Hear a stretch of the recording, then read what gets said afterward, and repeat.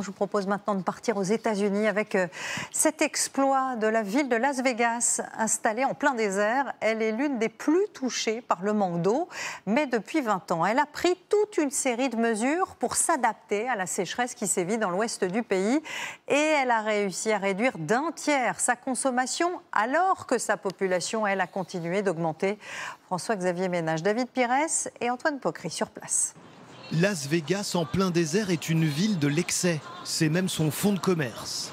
Pour le plaisir des yeux, devant les casinos, des quantités astronomiques d'eau sont parfois utilisées. Il y a même des spectacles de fontaines pour le grand public. Mais derrière les hôtels, dans les quartiers résidentiels, aucun excès de ce type n'est toléré. 5h30 du matin, patrouille de police pour traquer les arrosages automatiques de pelouse, souvent enclenchés, avant d'aller travailler. Il y a de l'eau qui coule sur le trottoir, là. Je vais prendre un autre angle pour que l'on voit mieux. Tout est enregistré par vidéo et transmis aux autorités. Ici, la moindre goutte sur le trottoir constitue une faute. Ça, c'est une infraction caractérisée, car il y a trop d'eau qui se retrouve sur la voie publique. C'est interdit. Un drapeau est planté, la plainte déposée et en fonction du gâchis, l'amende peut s'envoler.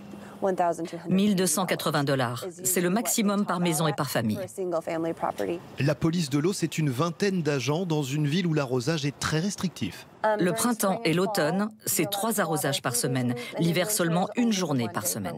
Suite de la patrouille, dans ce quartier chic qui a le droit ce jour d'arroser, mais où dans un jardin, un petit problème technique est repéré. Là, on a un problème de fuite de tuyaux. C'est un appareil qui ne marche pas. C'est une infraction caractérisée. On reviendra la semaine prochaine pour être sûr que c'est réparé. Des méthodes intraitables dans une ville où les pelouses avalent plus de la moitié de la consommation totale d'eau. Ici, 2 millions d'habitants dans l'agglomération de Las Vegas et les pelouses sont appelées à disparaître. Ici, vous voyez, il y a une pelouse.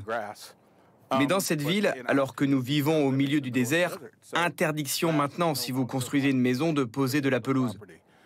Et pour ceux qui en ont une, on paye aux habitants 50 $ le mètre carré pour remplacer l'herbe par du gravier. Comme derrière ? Parfaitement. C'est vraiment un élément clé pour comprendre notre succès.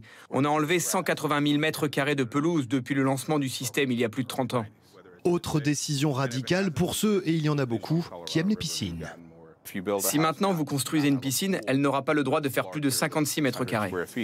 Chaque jour, entre 20 et 50 interventions de la police de l'eau ont lieu. Les résultats sont là et pourtant, certains riverains font de la résistance et parlent d'excès de zèle de la police de l'eau. L'eau n'est pas un sujet de conversation pour nous ici. Ce n'est pas du tout un problème.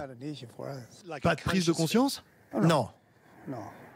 N'en déplaise aux sceptiques, la méthode de Vegas porte ses fruits. En 20 ans, la consommation d'eau de la ville prélevée dans ce fleuve a baissé d'un tiers.